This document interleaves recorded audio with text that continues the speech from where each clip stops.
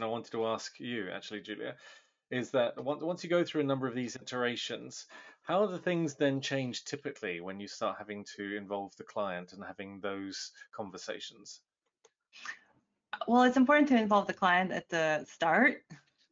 I found that having that open communication helps prevent, well, I mean, there's always going to be some little like minor hiccups because you never know who's actually is a client, because you have someone speaking for the client, but then you're not sure who's like the big bosses.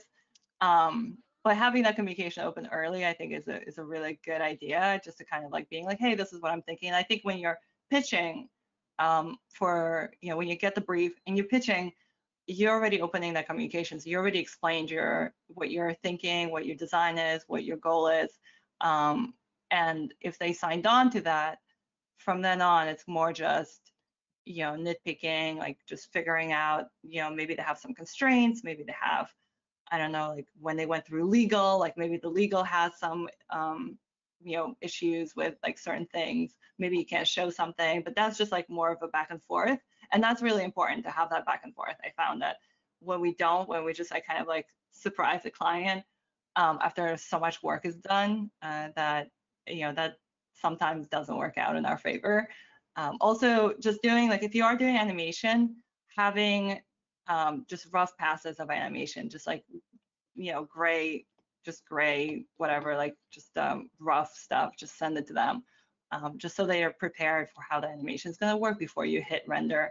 Because when you start rendering in Redshift and compositing, it's just so much work that's being done that could have been saved if the client doesn't like it or something like that by showing the animation beforehand, like a rough animation, like a work in progress. So yeah, That's I don't know. interesting because that kind of I had a follow-up question, but I think you've essentially addressed it in that the follow-up question was about how much time you put in for changes and alterations as a project carries on, and by time I mean budget, of course, but Yeah, but perhaps that's as a you're saying, producer. incrementally.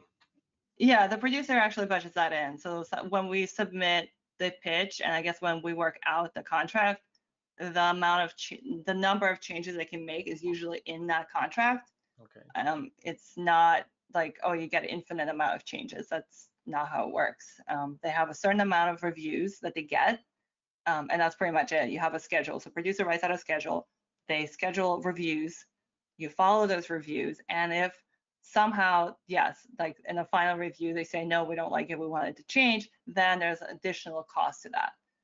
So, so that keeps the client in check. Great. I mean, that's the key thing, having those agreements ahead of time. I'm sure many of us have been in the situation where things have changed exponentially and we wished we'd organized it before. That's a very sensible, organized way to do it.